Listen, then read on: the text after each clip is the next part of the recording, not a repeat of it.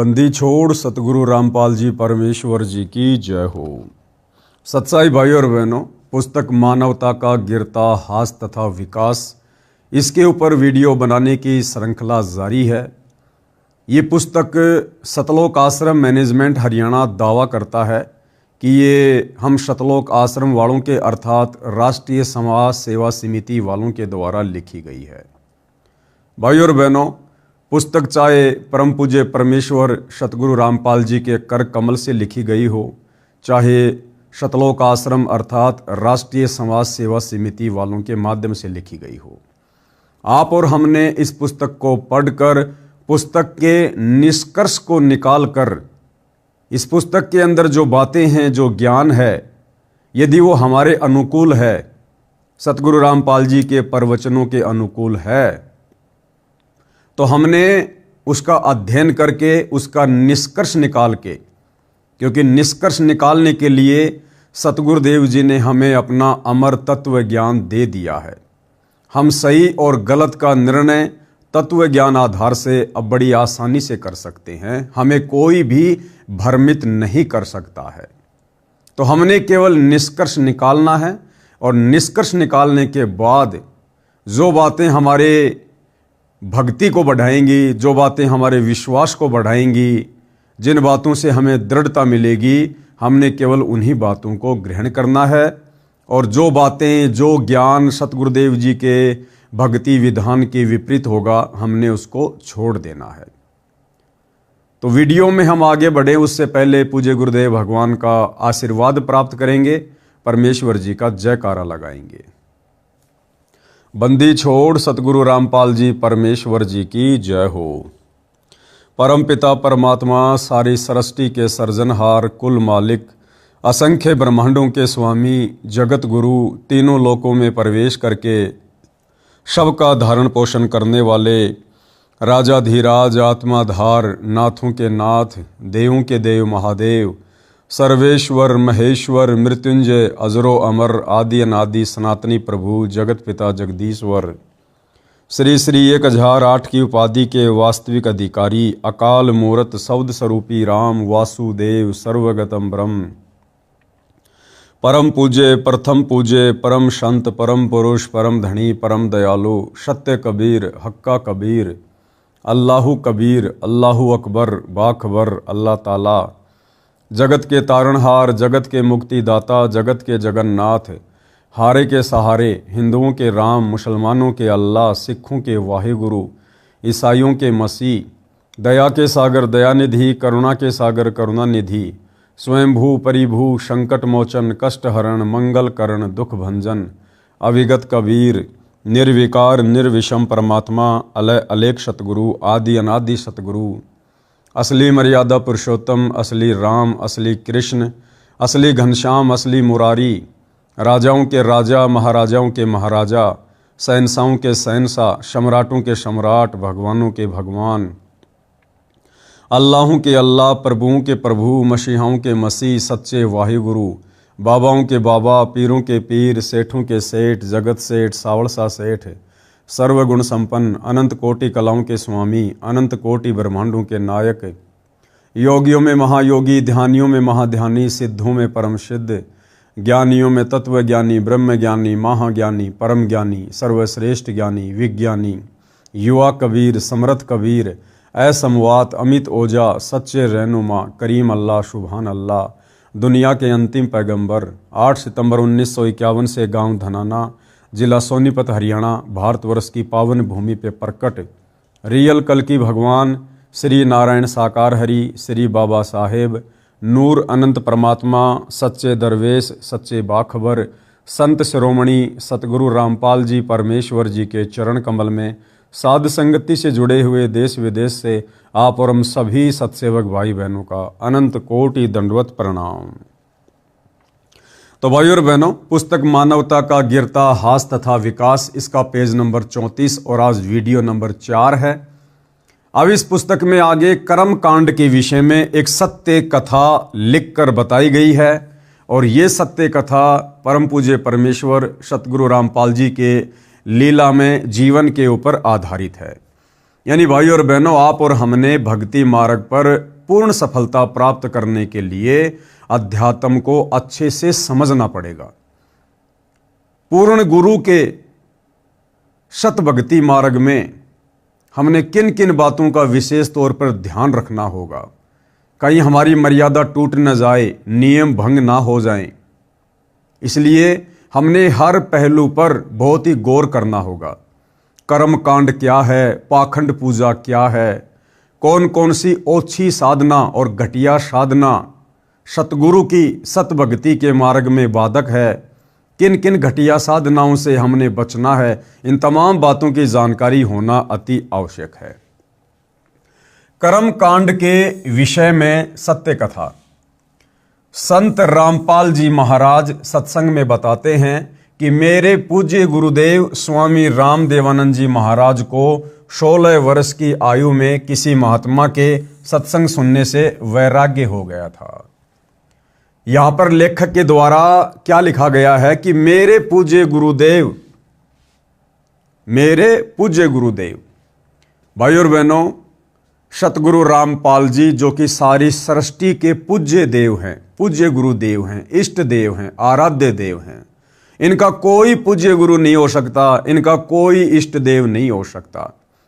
ये परमात्मा स्वयं पृथ्वी पर एक मनुष्य के पुत्र की भांति प्रकट होकर लीला करते हुए अपने आध्यात्मिक ज्ञान को आप और हम तक पहुंचाते हैं। ये परमात्मा अपने आप को छुपाते हुए, एक दास की भूमिका करते हुए, एक भगत की भूमिका करते हुए, एक तत्वदर्शी संत की भूमिका करते हुए आप और हमें ये अनसुना ज्ञान समझाते हैं। अगर ये परमेश्वर स्वयं को कह दे कि मैं कबीर हूं, मैं परमात्मा हूं, मैं सबका पूज्य देव हूं, सबका इष्ट देव हूं, तो भाई और बहनों, हम नादान इनके सत्संग भी सुनना पसंद ना करें। इसलिए हमारी छोटी बुद्धि को देखते हुए सतगुरु रामपाल जी स्वयं कबीर परमेश्वर पूर्ण ब्रह्म होते हुए भी अपने आप को छुपाते हुए इस पृथ्वी पर प्रकट होकर एक संत की भूमिका करते हुए और गुरु शिष्य परंपरा को बनाए रखते हुए, क्योंकि ज्ञान हमेशा गुरु से ही प्राप्त होता है, इसलिए गुरु शिष्य परंपरा का निर्वाह करते हुए और एक मुंह बोला गुरु बनाकर एक अच्छी आत्मा को अपना मुंह बोला गुरु बनाते हैं। उस आत्मा को सर्व बातों से परिचित करवा देते हैं और स्वयं एक दास बनकर, एक भगत बनकर आगे फिर इस ज्ञान का प्रचार करते हैं। इस प्रकार की भूमिका से वे हमें एक अच्छे और नेक भगत बनने की भी शिक्षा देते हैं। एक दिन वे खेतों में गए हुए थे, पास में ही वन था। वे वन में जाकर किसी मृत जानवर की हड्डियों के पास अपने कपड़े फाड़कर फेंक जाते हैं और स्वयं महात्मा जी के साथ चले जाते हैं। यानी सतगुरु रामपाल जी अपने मुंह बोले गुरुदेव के विषय में कह रहे हैं कि उनको एक संत मिले, उनकी बातें सुनकर उनको वैराग्य हो गया और उस समय वो पहाड़ी जाया करते थे, गवाले थे, गाय भैंस वगैरह चराया करते थे। तो पास में छोटा सा जंगल था और कोई मरा हुआ जानवर था, उसकी हड्डियों पर अपने कपड़े उतार कर फेंक गए और खुद साधु संत महात्माओं के साथ में चले गए, ताकि पीछे से घर वाले अगर ढूंढने का प्रयास करें तो ये सोचकर फिर आगे कोशिश ना करें कि भाई उसको तो किसी जानवर ने खा लिया है। जब उनकी खोज हुई तो उनके घर वालों ने देखा कि वन में हड्डियों के पास फटे हुए कपड़े हैं, तो उन्होंने सोचा कि किसी जंगली जानवर ने उन्हें खा लिया है। उन कपड़ों तथा हड्डियों को उठाकर घर पर ले आते हैं और अंतिम संस्कार कर देते हैं। उसके बाद 13वीं अर्थात 6 माही करते हैं और फिर श्राद्ध शुरू हो जाते हैं। यानी हमारे नकली धर्म गुरु, उन्होंने फिर भ्रमित करना शुरू कर दिया कि उसकी अकाल मृत्यु हुई है, उसको जानवर ने खा लिया है। और फिर वो कर्म कांड, वो पाखंड पूजा जो आम समाज में वर्तमान में भी जोर शोर से प्रचलित है, वो शुरू करवा दी गई। कहने का मतलब है इंसान जिंदा है, लेकिन हमारे धर्मगुरुओं ने जिस प्रकार से आप और हमारे से शास्त्र विरुद्ध साधना करवा रखी है, उस शास्त्र विरुद्ध साधना के चलते उस जिंदा व्यक्ति के भी श्राद्ध निकलवाने शुरू हो जाते हैं। जब मेरे पूज्य गुरुदेव बहुत बूढ़े हो चुके थे तो वे एक बार घर पर गए। तब उन घर वालों को ये पता चला कि ये जीवित है और घर छोड़कर चले गए थे। उन्होंने बताया कि जब ये घर छोड़कर चले गए थे तो इनकी खोज हुई, वन में इनके कपड़े मिले, उनके पास कुछ हड्डियां पड़ी थी। तो हमने सोचा कि किसी जंगली जानवर ने इनको खा लिया है और उन कपड़ों तथा हड्डियों को घर पर लाकर अंतिम संस्कार कर दिया। यानी किसी गीदड़ की हड्डियों को, किसी बकरी की हड्डियों को, यानी अन्य जानवर की हड्डियों को इंसान की हड्डियां समझकर, अस्थियां समझकर और उसका अंतिम संस्कार कर दिया गया। फिर मुझ दास ने, यानी सतगुरु रामपाल जी कह रहे हैं कि मैंने मेरे पूज्य गुरुदेव के छोटे भाई की पत्नी से पूछा कि जब हमारे पूज्य गुरुदेव घर छोड़कर चले गए थे तो तुमने पीछे से क्या किया? उन्होंने बताया कि जब मैं ब्याही आई थी, यानी गुरुदेव भगवान कह रहे हैं कि मैंने अपने मुंह बोले गुरुदेव के छोटे भाई की पत्नी से बातचीत की कि उसके बाद आपने क्या किया जब ये घर छोड़कर चले गए थे। तो दादा गुरु के छोटे भाई की पत्नी ने क्या कहा कि जब मैं इस घर में ब्याही आई थी, अर्थात जब ये मुझे शादी करके लाए थे, तो उस समय मुझे इनके श्राद्ध निकलते मिले थे। मैं अपने हाथों से इनके लगभग 70 श्राद्ध निकाल चुकी हूं।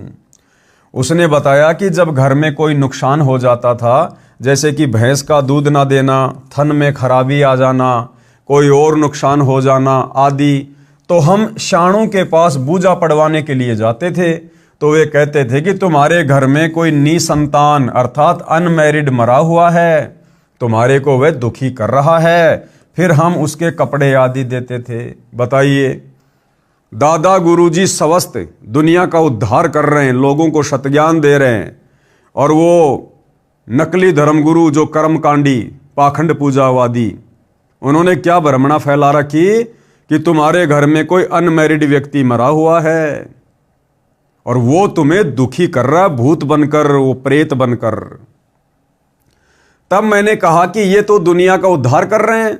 तब सतगुरु रामपाल जी ने क्या कहा कि भाई ये तो दुनिया का उद्धार कर रहे, किसी को दुखी नहीं कर रहे। ये किसको दुख दे रहे थे? ये तो अब सुखदाता हैं। फिर मैंने, यानी संत रामपाल जी महाराज ने उस वरदा से, यानी उस बुढ़िया से कहा कि अब तो ये आपके सामने हैं, कि भाई अब तो ये बिल्कुल जिंदा आपके सामने आ चुके हैं। अब तो ये व्यर्थ की साधना जैसे श्राद्ध निकालने बंद कर दो। तब उसने कहा कि ये तो पुरानी रिवाज है। मतलब भाइयों और बहनों, हमारे धर्म गुरुओं ने हमारे को इन परंपराओं के रंग में, रूढ़िवादिता के रंग में इतना रंग दिया है कि आंखों के सामने हकीकत होते हुए भी हम उसको स्वीकार करने से डर रहे हैं। जब गुरुदेव ने कहा कि अब तो इसके श्राद्ध निकालने बंद कर दो, आपकी आंखों के सामने है, जिंदा है, जीवित है, तो बुढ़िया कहती कि ना ना ना, ये तो पुरानी रिवाज है, ये तो निकालने ही पड़ेंगे। तब उसने कहा कि ये तो पुरानी रिवाज है, ये कैसे छोड़ दूं? अर्थात हम अपनी पुरानी रिवाजों में इतने लीन हो चुके हैं कि प्रत्यक्ष प्रमाण होने पर कि वह गलत कर रहे हैं, छोड़ नहीं सकते। इससे प्रमाणित होता है कि श्राद्ध निकालना, पितृ पूजा करना आदि सब व्यर्थ है। इससे भाइयों और बहनों ये भी सिद्ध होता है कि आज आप और हम चंद आत्माओं ने, जो आत्माएं सतगुरु रामपाल जी परमेश्वर जी के संपर्क में आई हैं, उनसे दीक्षा लेकर मर्यादा में रहकर भक्ति कर रही हैं, आप और हमारे ऊपर देखो कितनी बड़ी रजा, कितनी बड़ी मेहर पूज्य गुरुदेव भगवान की। एक झटके में परमात्मा ने हमारे से तमाम प्रकार की बुराइयों को, विषय विकारों को, परंपराओं को, रीति रिवाजों को, व्यर्थ के त्योहारों को, सब कुछ परमेश्वर ने छुड़वा दिया है। और यहां आंखों के सामने प्रत्यक्ष प्रमाण होने के बावजूद भी उन परंपराओं को छोड़ने से लोग भयभीत हो रहे, डर रहे हैं।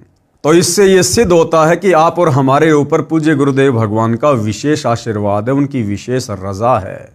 उनकी विशेष रजा के बिना भाई और बहनों, आप और हम इस काल लोक की परंपराओं से बाहर नहीं निकल सकते थे।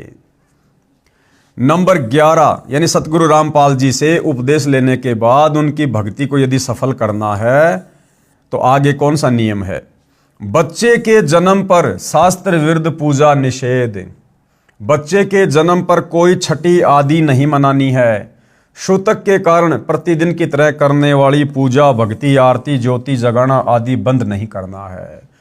जैसे घर में बच्चा हो जाता है तो कुछ दिनों के लिए हमारे पंडित लोग, हमारे गुरुजन, हमारे ये ब्राह्मण विद्वान लोग जो धार्मिक मार्ग में लोगों का मार्गदर्शन करते हैं, उनको पंडित और ब्राह्मण कहा जाता है। ये लोग क्या करते हैं कि भाई शुतक लग गया, ये काम नहीं करना, वो काम नहीं करना, नया मटका यूज नहीं करना, फला नहीं करना, ऐसा कोई कार्य नहीं करना। तो गुरुदेव भगवान कह रहे हैं कि ये सब व्यर्थ की ढकोसलेबाजी है।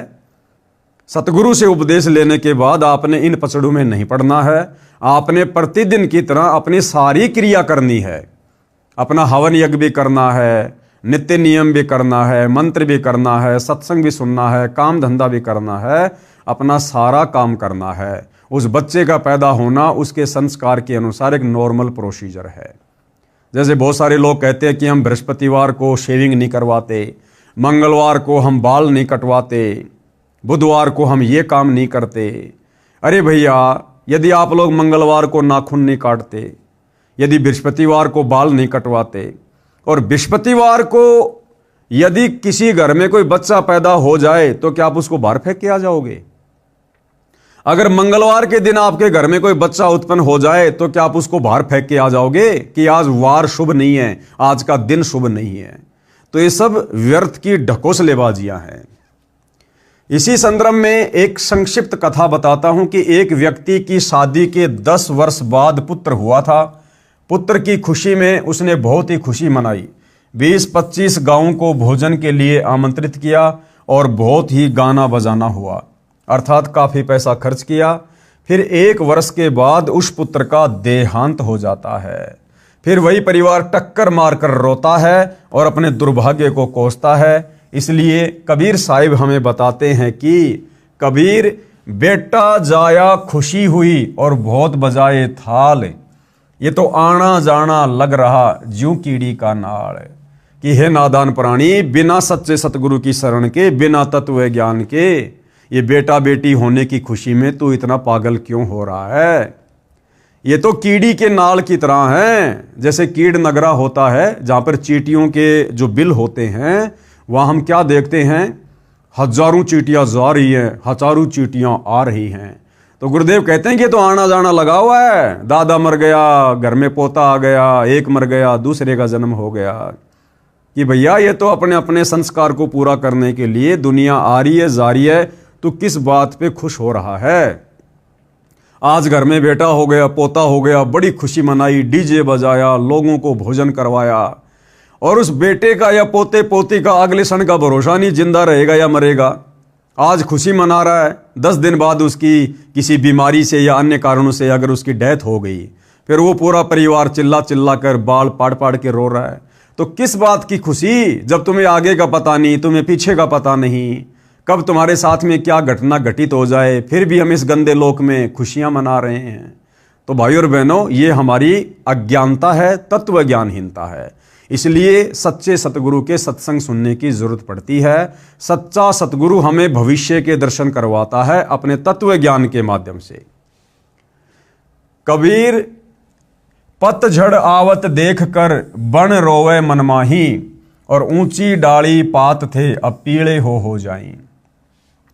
कबीर, पात झड़नता यूक है, सुन भई तरवर राय, अब के बिछुड़े नहीं मिले, न जाने कहां गिरेंगे जाए। कबीर तरवर कहता पात से, सुनो पात एक बात, यहां की याही रीति है, एक आवत एक जात। क्या समझाया है हमें गुरुदेव भगवान ने इन वाणियों के माध्यम से? कबीर, पतझड़ आवत देख कर बन रोवे मनमाही, यानी जब वो पतझड़ का समय आता है, यानी जब पेड़ से पत्ते नीचे गिरने का समय आता है, तो कहते हैं ये सारा का सारा नजारा देख कर, और वो जंगल, वो वन जिसके अंदर हजारों लाखों पेड़ हैं, जिनके पत्ते पीले हो के नीचे गिर रहे हैं, पतझड़ का समय आ गया। अब वो वन मन ही मन में रो रहा है और कह रहा भाई पतझड़ का समय आ गया, अब तो मेरे जितने भी पेड़ हैं इनके सारे पत्ते नीचे गिर जाएंगे। पतझड़ आवत देखकर बन रोवे मनमाही, ऊंची डाली पात थे अब पीले हो जाई। कि ये जंगल कितना हरा भरा था, हजारों पेड़ थे, इनके इतने पत्ते थे, और अब ये सब एक एक करके नीचे गिरते जा रहे हैं। इसी प्रकार गुरुदेव हमें उदाहरण दे रहे हैं कि घर में कोई बूढ़ा व्यक्ति है, कोई वृद्ध व्यक्ति है, और जब उसका समय निकट आता है, जब उसकी मृत्यु का दिन निकट आता है, तो वो सोचता है कि मैंने क्या किया पूरी जिंदगी में, अब समय आ गया, अब मुझे यहाँ से जाना पड़ेगा, ये पूरा परिवार मुझे छोड़कर जाना पड़ेगा, पोते पोतियाँ, बेटा बेटियाँ, उनकी बहुएं, ये सारी संपत्ति, खेत खलिहान, ये सब मुझे छोड़ के जाना पड़ेगा, यानी हरा भरा परिवार मुझे छोड़कर जाना पड़ेगा। कबीर पात झड़नता यूं कहें सुन भई तरवर राय, और अब के बिछुड़े नहीं मिले न जाने कहाँ गिरेंगे जाए। इसी प्रकार वो बूढ़ा आदमी कहता कि भैया अब तो समय आ गया यहाँ से जाने का, और ना जाने अब आगे किस योनि में जन्म होगा, किस माँ के गर्भ में जन्म लेंगे, कुतिया के गर्भ में लेंगे, गधी के गर्भ में लेंगे, या किसी इंसान के गर्भ में लेंगे, भाई अब कोई भरोसा नहीं है। जिस प्रकार पेड़ से पत्ता नीचे गिरने के बाद ना जाने उस पत्ते का क्या असर होगा, गंदी नाली में गिरेगा, सड़ के नष्ट होगा, या किसी पशु के पैर के नीचे आकर वो कुचला जाएगा। फिर आगे वो पेड़ क्या कहता है, तरवर कहता पात से सुनो पात एक बात। अब वो पेड़ उस पत्ते से क्या कहता है कि भैया सुन ध्यान से, यहाँ की याही रीति है एक आवत एक जाए, कि भैया ये तो यहाँ का नियम है, यहाँ की रीति है, एक पत्ता गिरेगा, एक पेड़ से पत्ते झड़ेंगे, फिर से नए पत्ते आना शुरू हो जाएंगे। इसी प्रकार इस काल लोक का परमात्मा विधान बता रहे हैं कि भैया आना जाना, जन्म और मृत्यु, जन्म और मृत्यु यहाँ का अटल नियम है। अगर इस अटल नियम से बचना चाहता है, बाहर निकलना चाहता है, तो केवल सच्चे सतगुरु की सत भक्ति ही एकमात्र विकल्प है, समाधान है, दूसरा कोई नहीं है। नियम नंबर 12, देई धाम पर बाल उतरवाने जाना निषेध है।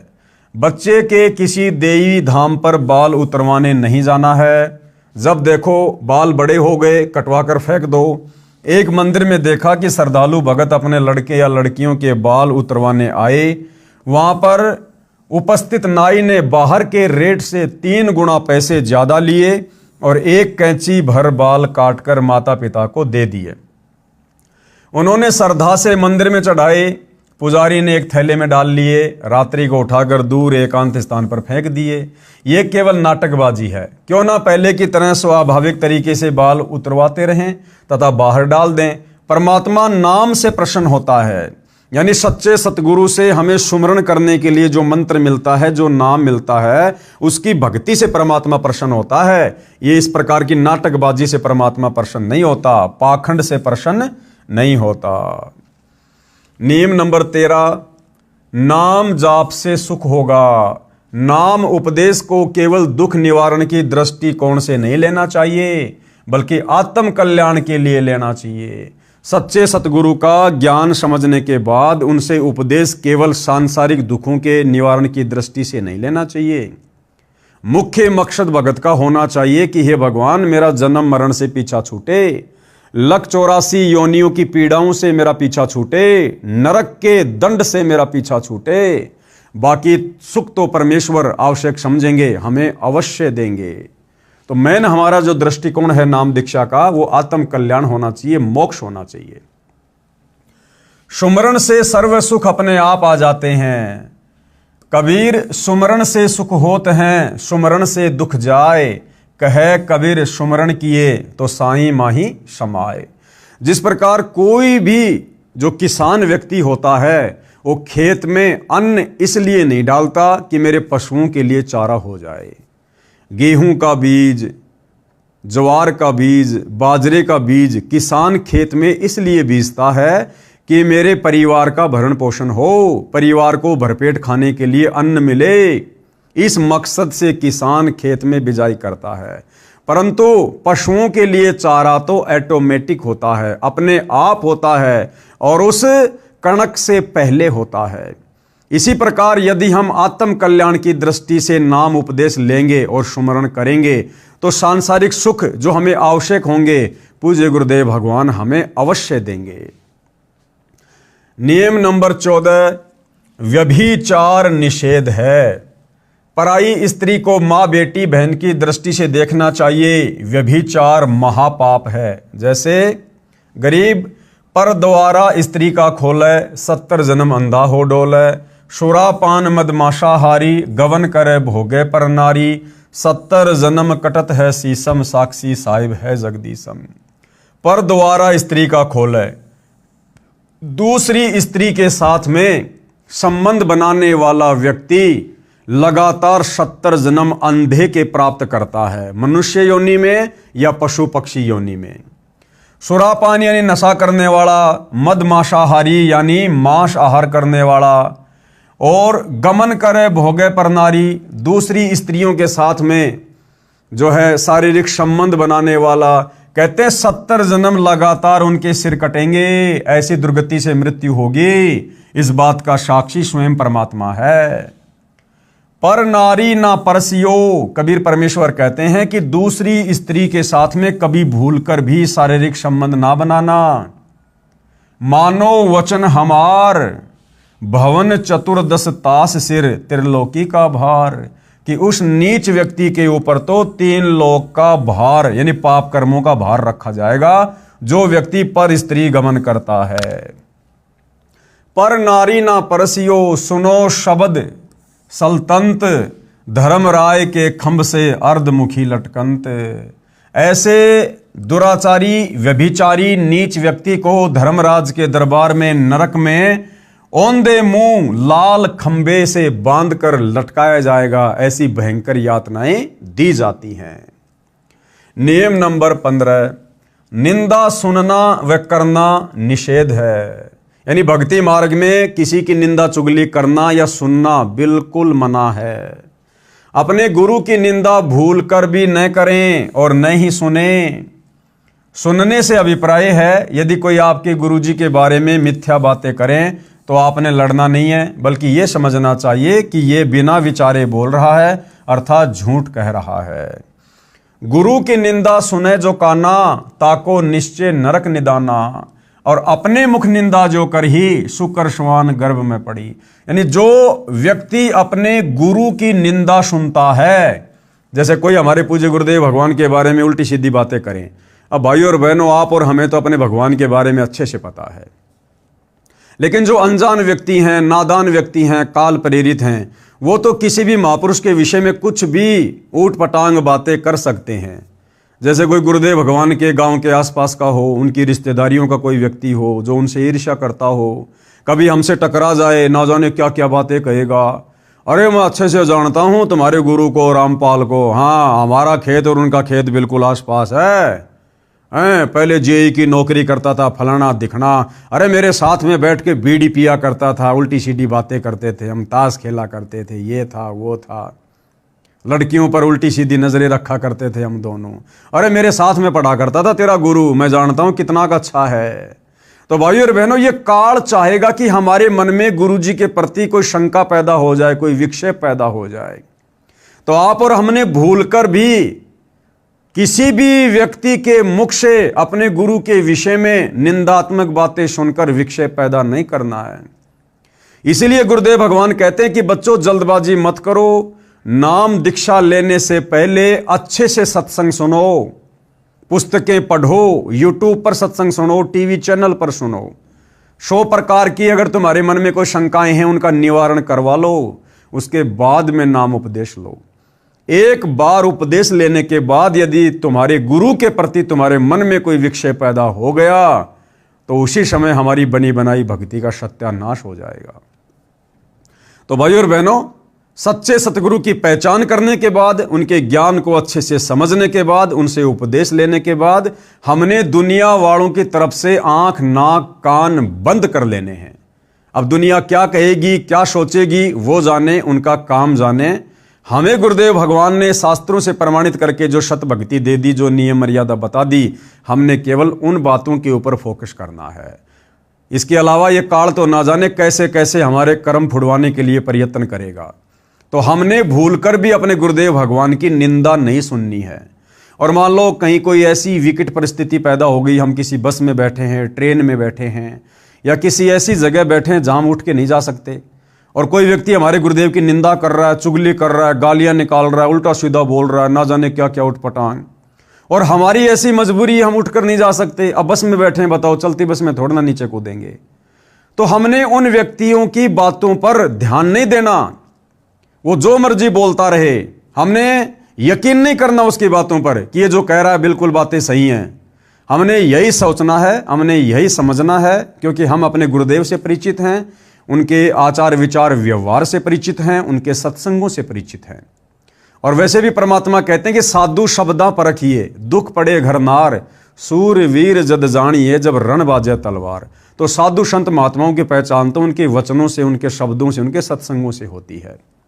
तो वो व्यक्ति चाहे जो मर्जी ऊट पटांग बातें करे, लेकिन हमने हृदय से स्वीकार नहीं करना कि ये व्यक्ति जो बात हमारे गुरुदेव के बारे में बोल रहा है उल्टी सीधी, ये सत्य हो सकती हैं।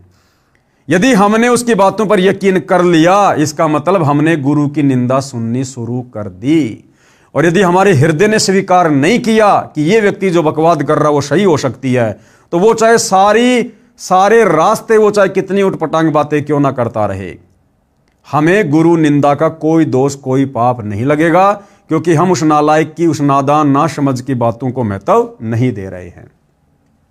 और अपने मुख निंदा जो करही, शुक्र स्वान गर्भ में पढ़ी, और जो नाम उपदेश लेने के बाद अपने मुंह से अपने गुरु जी की निंदा करता है काल प्रेरणा से, कहते हैं वो तो सीधा लक 84 योनि में जाता है, गधे कुत्ते सूअर की योनियों को प्राप्त करता है, उसका कोई ठिकाना नहीं होगा। फिर निंदा तो किसी की भी नहीं करनी है और ना ही सुननी है, चाहे वह आम व्यक्ति ही क्यों ना हो।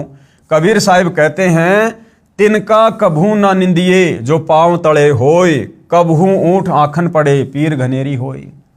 निंदा के विषय में गुरुदेव क्या करें कि भाई निंदा तो हमने किसी की भी नहीं करनी है, आम व्यक्ति की भी नहीं करनी है। ये भक्तों का काम नहीं होता है। भक्तों का काम होता है भक्ति करना, बाकी अपना काम धंधा करना। फालतू के लोगों के पास में उठना बैठना, गप्पे मारना, गपशप करना, ये भक्तों का काम नहीं होता है। तो निंदा तो हमने आम व्यक्ति की भी नहीं करनी। जैसे गांव का कोई व्यक्ति जबरदस्ती हमें बैठा ले और फिर वो व्यक्ति किसी और की निंदा करने लग जाए और हमसे झूठी हाँ भरवाए, तो हमने ऐसे व्यक्तियों के पास बैठना ही नहीं है। उनके पास बैठने से हमारा समय बर्बाद होगा, हमारी सांसें बर्बाद होंगी और कहीं ना कहीं हम गलती कर बैठेंगे। इसलिए आवश्यक काम हो अपना काम करो, तुरंत वहां से उठते चल बनो। उसके पास बैठने का व्यर्थ में कोई काम नहीं है।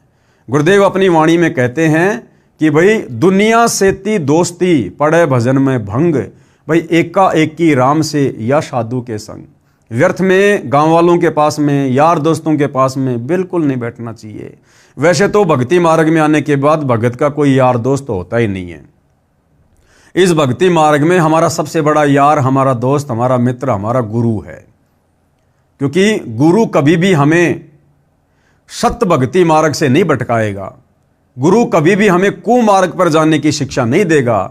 सांसारिक यार दोस्त रिश्तेदार हमें लाख कुशिक्षा दे देंगे कुमार्ग पर चलने की, लेकिन सतगुरु हमेशा सदमार्ग पर चलने की ही शिक्षा देगा। तो हमारा सबसे बड़ा जो मित्र है, मित्र का मतलब क्या होता है, जो हमें सही शिक्षा दे। तो सही शिक्षा केवल सतगुरु दे सकता है। तो भगत का सबसे बड़ा मित्र भी उसका सतगुरु है। तो गुरुदेव कहते हैं व्यर्थ में लोगों के पास में नहीं बैठना चाहिए। दुनिया से तीर दोस्ती पड़े भजन में भंग। कहीं ना कहीं तुम्हारे भजन में, तुम्हारी भक्ति में बाधा उत्पन्न होगी, मर्यादा टूटेगी। तो क्या करें, एका एकी राम से या साधु के संग। क्या करना चाहिए भगत ने, एका एकी राम से। एका एकी राम का मतलब होता है एक तुम और एक तुम्हारा राम, यानी तुम्हारा गुरु। यानी या तो अपना सत्संग सुनो या अपना सुमरण करो, गुरु की महिमा में को शब्द गा लो, या तो ये प्रोसीजर अपनाओ, या फिर किसी भगत भाई से बातचीत कर लो, या किसी भगत भाई बहन के पास में जो आसपास रहते हैं घूमते घूमते वहां चले जाओ। अब भगत भगत से मिलेगा तो क्या करेगा, परमात्मा की चर्चा करेगा, मालिक की महिमा करेगा। तो इस प्रकार से भक्ति मार्ग पर हम गलतियां करने से, मर्यादाएं खंड करने से बच सकते हैं। दूसरा कोई तरीका नहीं है। तो गुरुदेव कहते हैं कि निंदा तो भगत ने जो है वो तिनके की भी नहीं करनी है। तिनका, घास का तिनका, सूखा तिनका नीचे पड़ा हुआ है। एक उदाहरण दे रहे हैं परमात्मा कि निंदा तो हमने उस निर्जीव वस्तु की भी नहीं करनी। तिनका कभू न निंदिए जो पांव तले होए, कब ओठ आंखों में गिरे फिर दर्द घनेरा होए।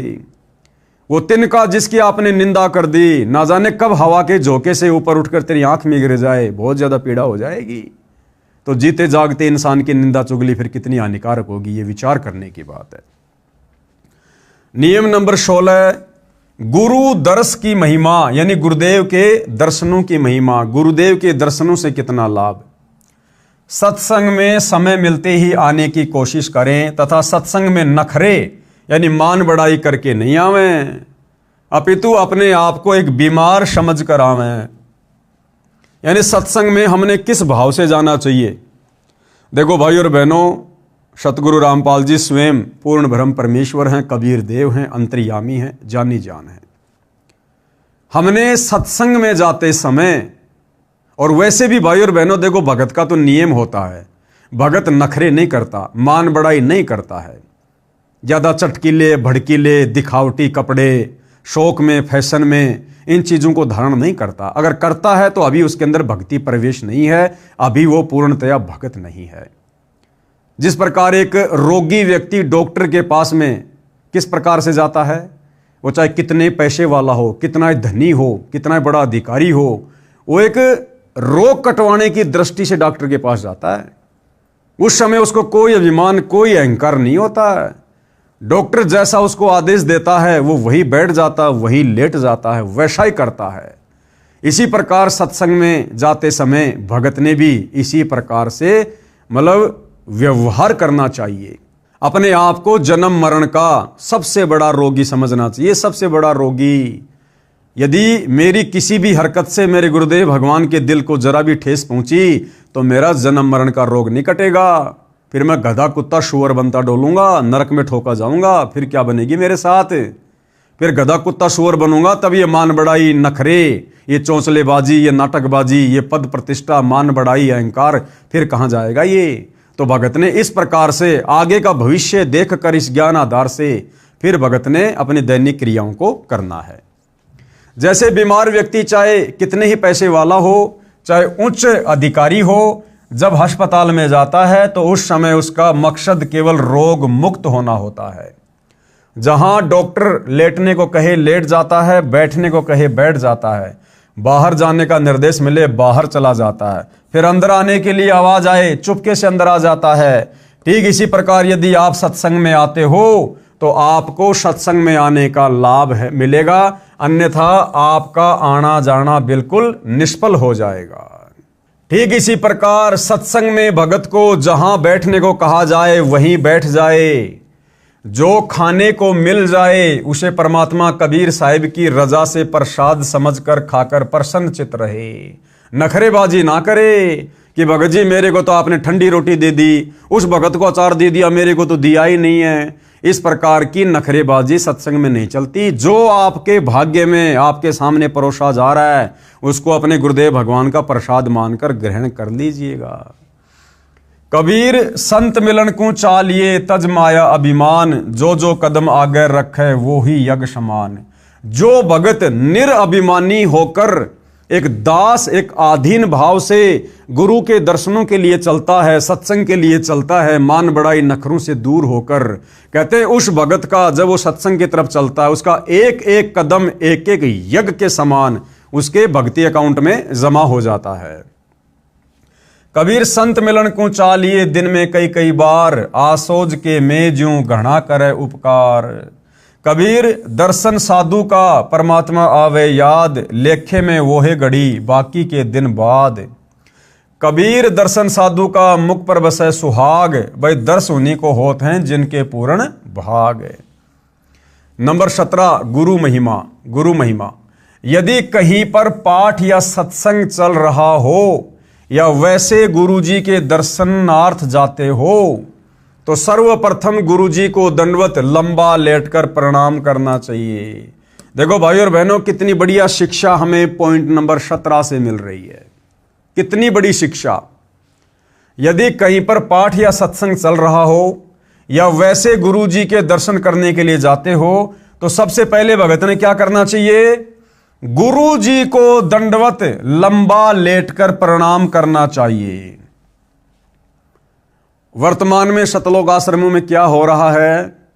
भगत आश्रम में जा रहे हैं, सत्संग में जा रहे हैं, सामने गरीबदास जी की फोटो है, दादा गुरु जी की फोटो है, दाढ़ी मूंछ वाले कबीर की फोटो है, और भगत क्या करते हैं? सबसे पहले जाकर किसी भी फोटो को दंडवत प्रणाम कर देते हैं। अरे भैया ऐसा नहीं। वक्त गुरु, जो प्रेजेंट गुरु है, वो हमारा परमात्मा है, हमारा कबीर है, हमारा सब कुछ है।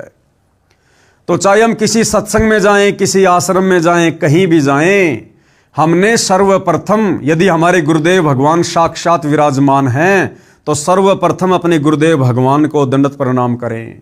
यदि गुरुदेव भगवान नहीं हैं, उनकी गैर हाजिरी में उन्हीं की तस्वीर को, उन्हीं की फोटो को, उस फोटो में, उस जगह पर सूक्ष्म रूप में विराजमान मानकर, क्योंकि कबीर परमेश्वर की वाणी क्या कहती है, घटी ही में गंगा, घटी ही में जमुना, घटी ही में है जगदीश, सतगुरु तारेंगे।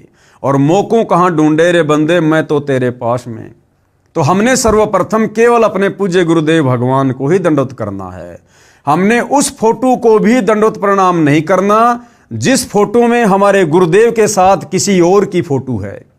जैसे सतलोक आश्रमों में गुरु गोविंद की फोटो होती है, ऊपर दाढ़ी मूछ वाला नकली कबीर है, और उस नकली कबीर के चरणों में असली कबीर संत रामपाल जी को बैठा रखा है। या कोई ऐसी फोटो है जिसमें गरीबदास जी की भी है, नकली कबीर की भी है, दादा गुरु जी की भी है, पंडित चिदानंद जी की भी है, और बीच में संत रामपाल जी को बैठा रखा है चौकी पर। तो हमने ऐसी किसी भी फोटो को दंडवत प्रणाम नहीं करना जिस फोटो में हमारे पूज्य गुरुदेव संत रामपाल जी के अलावा किसी और महापुरुष की या संत की फोटो है। अन्यथा भाइयों और बहनों, ये पतिव्रता पद में नहीं आएगा। तो क्या कह रहे हैं, यदि कहीं पर पाठ या सत्संग चल रहा हो या वैसे गुरुजी के दर्शनार्थ जाते हो, तो सर्वप्रथम यानी सबसे पहले गुरुजी को दंडवत प्रणाम या लंबा लेटकर प्रणाम करना चाहिए। और बाद में सतग्रंथ साहिब यानी जिसका पाठ हो रहा है गरीबदास जी की वाणी का, बाद में सतग्रंथ साहिब व तस्वीरें। फिर कौन सी तस्वीरें, जैसे साहिब कबीर की, वो दाढ़ी मूछ वाली कबीर की नकली फोटो मूर्ति, और गरीबदास जी व स्वामी राम देवानंद जी व गुरु जी की मूर्ति को प्रणाम करें। केवल प्रणाम करें, दंडवत प्रणाम नहीं।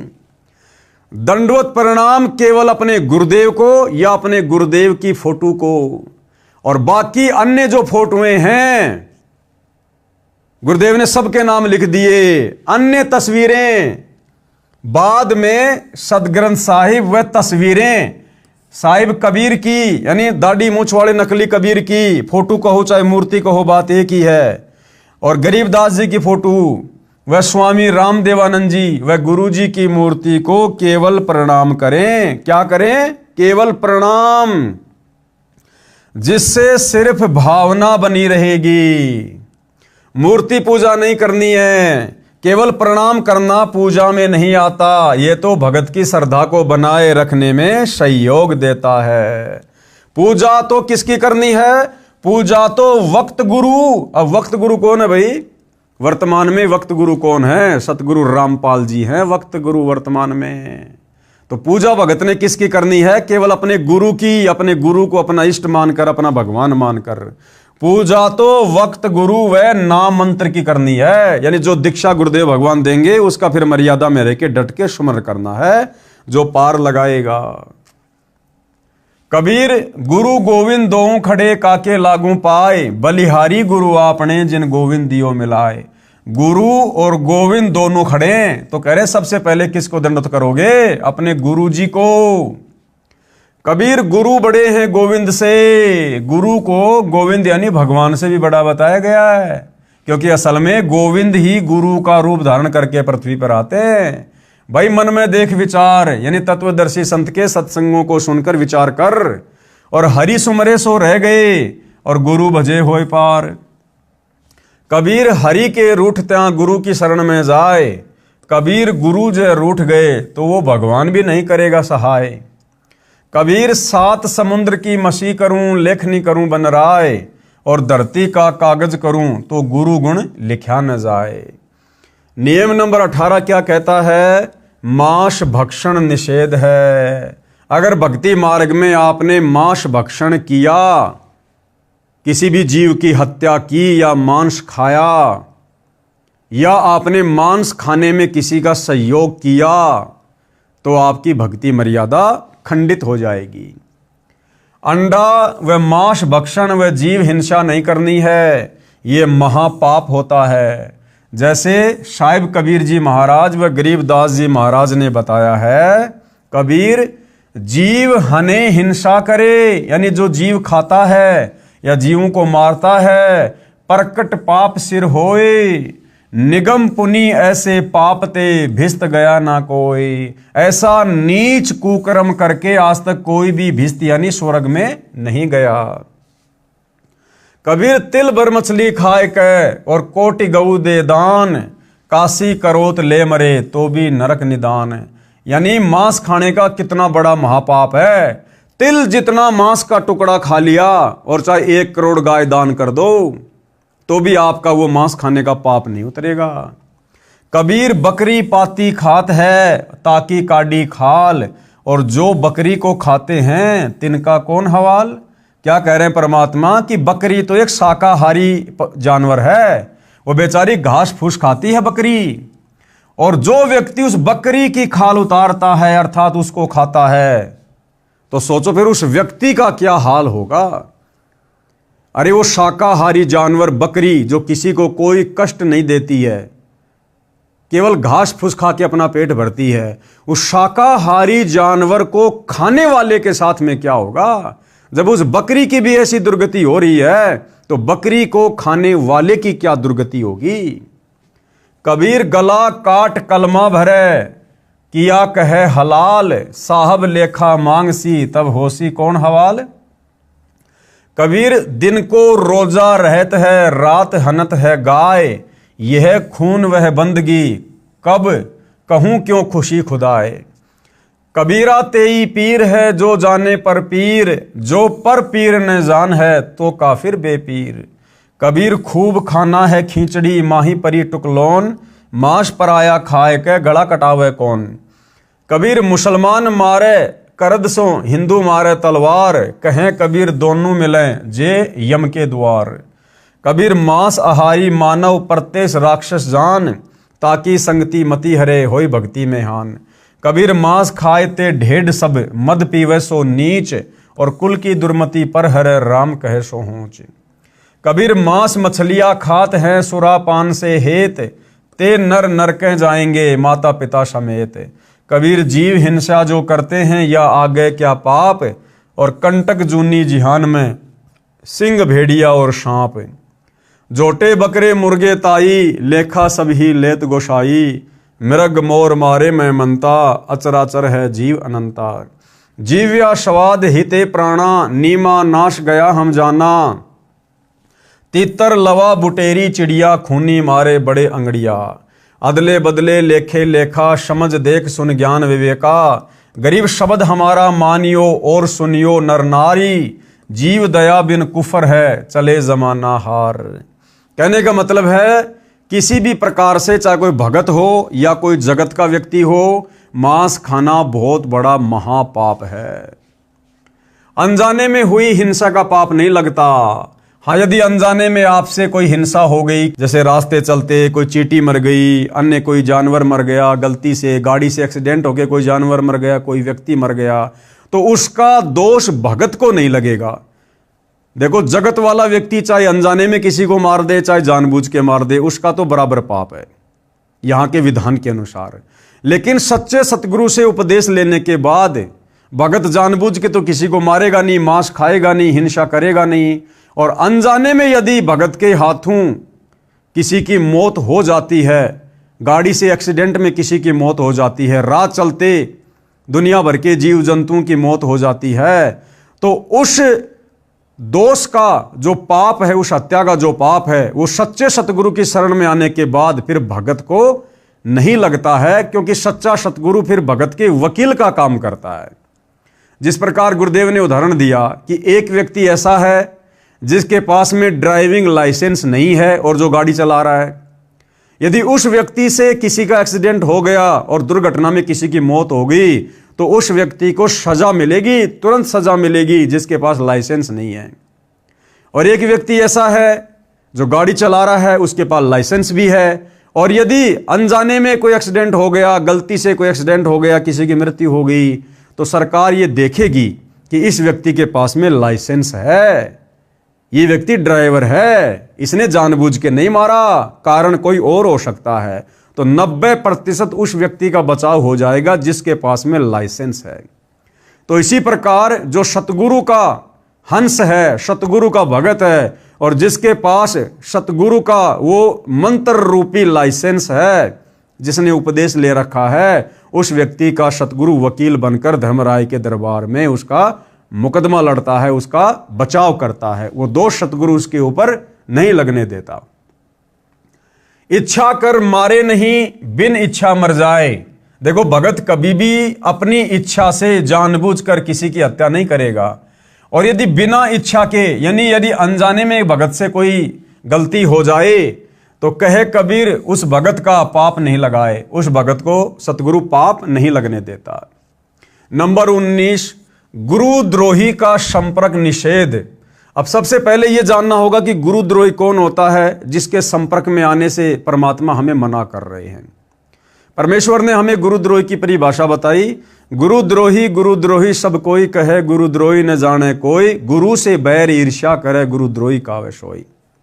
कौन कौन व्यक्ति गुरुद्रोही की श्रेणी में आते हैं? जो व्यक्ति आपके गुरु की निंदा करता है, चुगली करता है, गालियां निकालता है, विरोध करता है, जो गुरु की भक्ति नहीं करता, या भक्ति करता था लेकिन भक्ति छोड़ दी, उसके बाद गुरु का विरोधी बन गया, या गुरु के ज्ञान के विरुद्ध खुद भी चल रहा है, दूसरे भक्तों को भी चला रहा है, मर्यादा तोड़वा रहा है, ऐसा व्यक्ति भगत होने के बावजूद भी गुरुद्रोही की श्रेणी में आता है।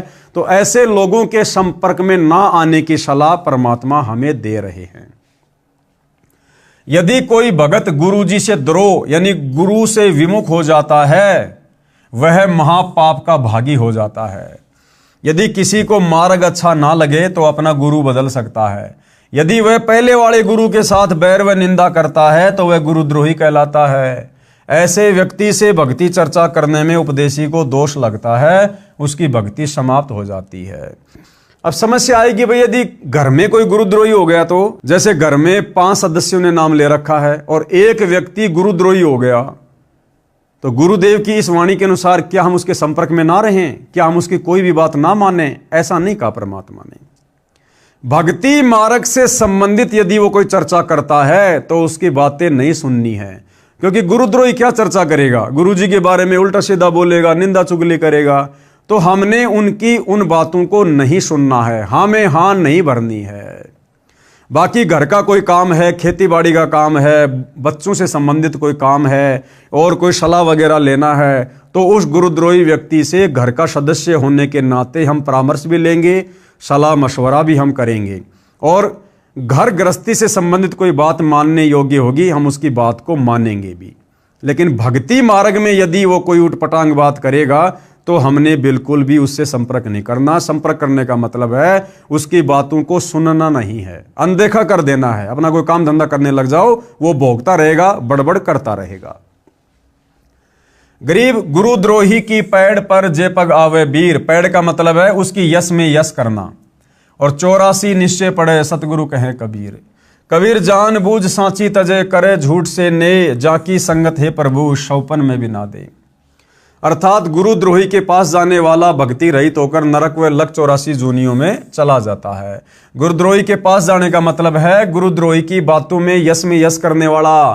गुरुद्रोही यदि गुरु जी के बारे में उल्टा सीधा बोलता है, निंदा चुगली करता है, और हम यदि उसकी यश में यश कर रहे हैं कि हाँ भाई बिल्कुल बात सही है, गुरु जी ने ऐसा जरूर कर दिया होगा, तो फिर वो भगत भी 84 लाख योनियों का अधिकारी हो जाता है। आगे क्या नियम है भक्ति को सफल करने के लिए? नियम नंबर 20, जुआ निषेध। जुआ ताश कभी नहीं खेलना चाहिए। देखो, जुआ और ताश खेलने से क्या नुकसान है? सबसे पहला नुकसान है कि हमारे समय की और हमारी समासों की बर्बादी होगी। कोई ताश खेल रहा है, हम उसके पास बैठ गए तो हमें क्या मिलेगा? वो सारी बकवाद गढ़ेंगे उल्टी सीधी वहां पर, तो भगत का समय बर्बाद हो गया। भगत ने जो समय परमात्मा की भक्ति में, सत्संग में, सुमरण में लगाना चाहिए था, वो समय वहां पर बैठकर व्यर्थ में बर्बाद हो गया। एक दूसरे की निंदा चुगली सुनेगा। ताश जुआ खेलने वाले के यहाँ पर अक्सर लड़ाई झगड़े भी हो जाते हैं, झूठी किसी की गवाही देनी पड़ेगी, जबरदस्ती तेरा कोई गवाह में नाम लिखवा देगा, हो गया परेशान। और दूसरी बात, गुरु का वचन हो गया कि भगत ने जुआ और ताश नहीं खेलना, उनके पास भी नहीं बैठना। अब यदि हम खेलना तो दूर, यदि उनके पास भी जाकर बैठ गए तो भी गुरु वचन टूट गया, और गुरु वचन टूटने से भाई और बहनों फिर हमारी दुर्गति अवश्य होगी, हम फिर मोक्ष प्राप्त नहीं कर सकते। दूसरा, एक जुए के खेल ने महाभारत का युद्ध करवा दिया, सर्वनाश करवा दिया कौरवों का और पांडवों का। 18 करोड़ सेना मरवा दी एक जुए ने। जुआ ताश कभी नहीं खेलना चाहिए। कबीर मांस बखे और मद पीवे, यानी मांस खाने वाला व्यक्ति, शराब पीने वाला व्यक्ति, कोई भी नशा करने वाला व्यक्ति, और धन वैश्या से खाए, और लड़कियों से वैश्यावर्ती करवाकर जो व्यक्ति धन कमाता है, और जुआ खेलने वाला, ताश खेलने वाला और चोरी करने वाला, परमात्मा कहते हैं इनके तो अंत में दुर्गति होती है, इनका तो सर्वनाश होता है। आगे भक्ति मार्ग में क्या क्या निषेध है? नियम नंबर 21, नाच गान निषेध है। किसी भी अवसर पर नाचना, गाना, ठुमके लगाना, खुशी जाहिर करना, ये बिल्कुल निषेध है। किसी भी प्रकार के खुशी के अवसर पर, जैसे घर में कोई ब्याह, शादी, विवाह, जन्मदिन, पार्टी, किसी भी प्रकार के खुशी के अवसर पर नाचना व अश्लील गाने गाना भक्ति भाव के विरुद्ध है। जैसे एक समय एक विधवा बहन किसी खुशी के अवसर पर अपने रिश्तेदार के घर पर गई हुई थी। सभी खुशी के साथ नाच गा रहे थे, परंतु वह बहन एक तरफ बैठकर प्रभु चिंतन में लगी हुई थी। फिर उनके रिश्तेदारों ने उनसे पूछा कि आप ऐसे क्यों निराश बैठे हो? वह भी हमारी की तरह नाचो, गाओ और खुशी मनाओ। इस पर वह बहन कहती है कि किसकी खुशी मनाऊं? भाई किस बात की खुशी मनाऊं? मुझ विधवा का एक ही बेटा था, वह भी भगवान को प्यारा हो चुका है, अब क्या खुशी है मेरे लिए? ठीक इसी प्रकार इस काल के लोक में प्रत्येक व्यक्ति की स्थिति है। यहां पर गुरु नानक देव जी की वाणी है, ना जाने काल की कर डारे, किस विधि डल जा पासावे, जिनाते सिरते मौत खुड़क दी उन्हानू केड़ा हंसावे। कि भाई एक पल में ये काल बली ना जाने क्या घटना घटित कर दे। पूरा का पूरा परिवार जो किसी मंदिर में, मस्जिद में, किसी धार्मिक स्थान पर या ब्याह शादी में गाड़ी में बैठकर डीजे बजाते हुए, फिल्मी गानों का आनंद लेते हुए, इधर उधर की बातें करते हुए जा रहे हैं, अचानक से गाड़ी एक्सीडेंट हो जाए, गाड़ी किसी गहरी खाई में गिर जाए, किसी नदी नाले में गिर जाए, पूरा का पूरा परिवार मर जाए या कुछ सदस्य मर जाएं, अब बताओ किस बात की खुशी मना रहे थे? भविष्य का एक सेकंड का पता नहीं क्या हमारे साथ में क्या घटित हो जाए, और इस गंदे लोक में हम खुशी मना रहे हैं। तो भाई आंखें खुलेंगी गुरु के सत्संग सुनने से, गुरु के वचन सुनने से। बाकी तो पूरी दुनिया काल की गोद में बैठी है, अंधी होके चल रही है।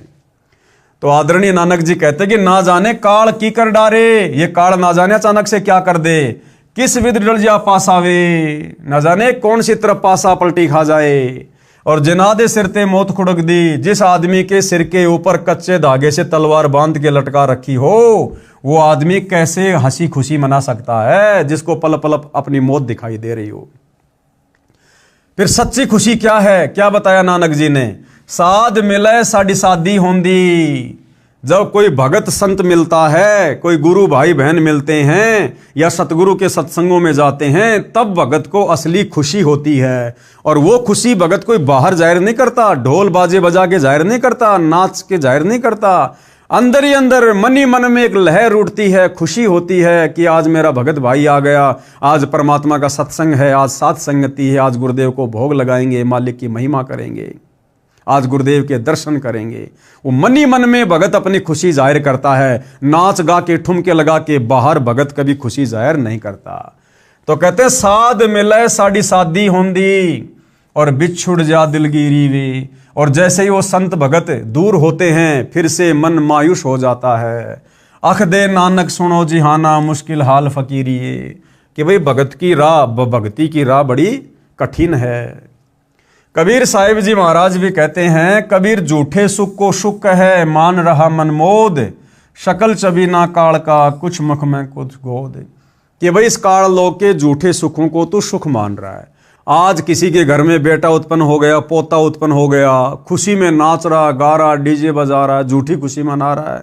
4 दिन बाद हॉस्पिटल में बेटा मर गया, पोता मर गया, अब वो सारी की सारी खुशी गायब हो गई। तो परमात्मा कहते हैं इस काल के लोक में नादानो, किस बात की खुशी मना रहे हो तुम? कबीर झूठे सुख को सुख है, मान रहा मन मोद, सकल चबीना काल का, कुछ मुख में कुछ गोद। कबीर बेटा जाया खुशी हुई बहुत बजाए थाल।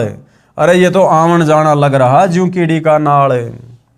विशेष आगे गुरुदेव क्या कह रहे हैं, स्त्री तथा पुरुष दोनों ही परमात्मा प्राप्ति के अधिकारी हैं। स्त्री और पुरुष दोनों को ही मनुष्य शरीरधारी, मानव शरीरधारी प्राणी कहा जाता है। ये दोनों ही मोक्ष प्राप्ति के अधिकारी हैं। स्त्रियों को मासिक धर्म के दिनों में भी अपनी दैनिक पूजा, ज्योति लगाना आदि बंद नहीं करना चाहिए। ना ही किसी के देहांत या जन्म पर भी दैनिक पूजा कर्म बंद नहीं करना। माता बहनों को हर महीने जो मासिक धर्म होता है, उस मासिक धर्म के समय भी अपनी भक्ति को, पूजा पाठ को या जैसे ज्योति लगाना है, इन क्रियाओं को बंद नहीं करना है। इन नकली धर्म गुरुओं ने, पाखंडी धर्म गुरुओं ने ज्ञानहीनता के चलते स्त्रियों को पुरुषों से हे समझ लिया। जिस समय माता बहनों को मासिक धर्म होता है तो हमारे नादान धर्म गुरुओं ने ये कहकर, तरह तरह की बातें कहकर कि मासिक धर्म के समय स्त्रियां खाना नहीं बना सकती हैं, नए कपड़े नहीं पहन सकती हैं, पूजा पाठ नहीं कर सकती हैं, भगवान को भोग नहीं लगा सकती हैं। ये दुनिया भर का पाखंड और आडंबर फैला रखा था। अब गुरुदेव भगवान ने आकर हमें सत भक्ति से परिचित करवाया है, पाखंड की दुनिया से बाहर निकाला है। तो हम जितने भी सतगुरु रामपाल जी परमेश्वर जी के फॉलोवर हैं, उनके भगत हैं, वो चाहे स्त्री है, चाहे पुरुष है, चाहे किसी भी प्रकार की कोई भी समस्या है, मासिक धर्म तो छोड़ो, अगर घर में किसी की मृत्यु हो जाए, चाहे अकाल मृत्यु हो, चाहे किसी बच्चे की मृत्यु हो, चाहे किसी वृद्ध की मृत्यु हो, हम भक्तों ने तीनों समय की आरती करना, सत्संग सुनना, ज्योत लगाना, यानी कोई भी धार्मिक क्रिया हमने नहीं छोड़नी है। चाहे सांसारिक रीति रिवाज के हिसाब से, चाहे सूतक हो, चाहे पातक हो, चाहे कुछ भी हो, क्योंकि हमारा कल्याण भगवान की भक्ति से होगा। अरे सूतक पातक के समय हम लोग खाना पीना क्यों नहीं छोड़ते भाई? बोलना चलना क्यों नहीं छोड़ते भाई? कपड़े पहनना क्यों नहीं छोड़ते भाई? ये सूतक पातक के समय भक्ति क्यों छोड़ रहे हैं? क्योंकि ये काल का षड्यंत्र है, काल का जाल है, और हमने काल के अनुसार नहीं, काल के बाप अकाल सतगुरु रामपाल जी के अनुसार चलना है। नोट, जो भक्त जन इन 21 सूत्रीय आदेशों का पालन नहीं करेगा उसका नाम समाप्त हो जाएगा। अब देख लो भाई और बहनों, पूरे 21 नियम आप जियों को इस पुस्तक मानवता का गिरता हास तथा विकास के अंदर बता दिए, समझा दिए गए हैं। अब आप जी खुद ही विचार कर लेना, अगर इन 21 नियमों में से आपने एक भी नियम तोड़ा तो आपका प्रथम नाम नहीं चलेगा। आपके प्रथम नाम से आपको कोई किसी प्रकार का लाभ नहीं मिलेगा, आपकी मर्यादाएं खंडित मानी जाएंगी। ये 21 सूत्रीय नियम प्रथम उपदेश वाले भगत के लिए लागू होते हैं, और जब आपको दूसरा नाम सतनाम मिलेगा उसके बाद आपको 34 नियम और मिलेंगे। इन नियमों के अलावा 34 नियम और मिलेंगे, और जो व्यक्ति उन 34 नियमों में रहकर भक्ति नहीं करेगा उसका सतनाम नहीं चलेगा। यदि अनजाने में कोई गलती भी हो जाती है तो वह माफ हो जाती है, अनजाने की गलती माफ है। भगत ने नाम दीक्षा ले ली, अब एकदम से तो सारा ज्ञान समझ नहीं पाएगा, तो जब तक उसको सतनाम नहीं मिलता है, और यदि अनजाने में उसने कोई गलती कर दी, अनजाने में भले किसी ने धोखे से उसको शराब पिला दी हो ठंडे में मिलाकर, किसी ने उसको मांस खिला दिया हो धोखे से, तो अनजाने में हुई गलती का कोई दोष परमात्मा ने नहीं बताया, उस भगत का नाम खंडित नहीं होता है। फिर भी कोई शंका है तो गुरुदेव ने शुद्धिकरण का ऑप्शन दिया हुआ है, वापस अपने गुरुदेव के पास जाकर उनसे समायाचना करके सारी बातें बता के फिर से गुरुदेव का आशीर्वाद प्राप्त करो, फिर से नाम उपदेश ले लो जैसा गुरुदेव कहें। बाकी जानबूझ के यदि हम सांची तजेंगे, गलती करेंगे, तो फिर हमारा नाम कोई काम नहीं करेगा। यदि अनजाने में कोई गलती हो जाती है वह माफ हो जाती है, और यदि जानबूझ कर कोई गलती की है तो वह भगत नाम रहित हो जाता है, उसकी सदस्यता भंग कर दी जाती है, यानी सतगुरु से उसका कनेक्शन कट जाता है। इसका समाधान यही है कि गुरुदेव जी से समायाचना करके दोबारा नाम उपदेश लेना होगा, आप जी को पुनः सदस्यता प्राप्त होगी। अगर नाम खंडित भी हो गया तो किससे याचना करनी है? अपने गुरु जी से, गुरुदेव जी से समायाचना करके। और वर्तमान समय में आज 2026 है, गुरुदेव हिसार जेल में बैठे हैं। जगह जगह सतलोक आश्रम वालों ने, इन राष्ट्रीय समाज सेवा समिति वालों ने अपने धार्मिक धंधे के लिए नाम दीक्षा केंद्र खोल रखे हैं, आश्रम खोल रखे हैं। रोजाना हजारों की संख्या में भगत वहां जाकर नाम शुद्ध करवा रहे हैं। अरे नादानो, गुरुदेव का विधान क्या है? अगर आपने गलती भी कर दी है, नाम भी खंडित हो गया है जाने अनजाने में, तो नाम शुद्ध करवाने से पहले साक्षात अपने गुरुदेव से प्रार्थना करनी पड़ती है। अब बताओ, वर्तमान में गुरुदेव तिहाड़ जेल में बैठे हैं और तुम हजारों की संख्या में रोजाना नाम शुद्ध करवा रहे हो। अरे कौन है जो तिहाड़ जेल में जाकर अपने गुरुदेव से आज्ञा लेकर फिर नाम शुद्ध करवा रहा है? तो भाइयों और बहनों, ये वर्तमान में गुरुदेव की गैर हाजिरी में नाम दीक्षा के अंदर खोल खोल कर, ये फर्जी सतलोक आश्रम खोल खोल कर जो पाखंड, जो धार्मिक धंधा चल रहा है, ये बिल्कुल मिथ्या है, बेकार है, इसका कोई औचित्य नहीं है किसी भी प्रकार से।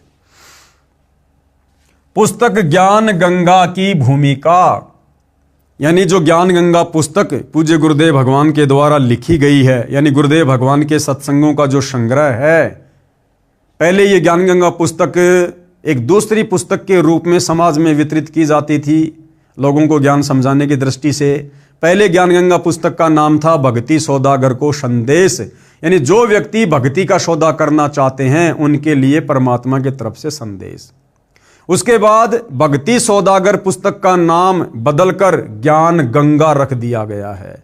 तो यहां पर ज्ञान गंगा पुस्तक की थोड़ी सी भूमिका बताई जा रही है, समझाई जा रही है। इस भूमिका के ऊपर भाई और बहनों हम अगली बार वीडियो बनाएंगे, यानी जो नेक्स्ट वीडियो होगा वो इस भूमिका के ऊपर होगा। तो आज के वीडियो में केवल इतना ही। पूज्य गुरुदेव भगवान हम सबको आज्ञा दे, आशीर्वाद दे, सद्बुद्धि दे। बंदी छोड़ सतगुरु रामपाल जी परमेश्वर जी की जय हो।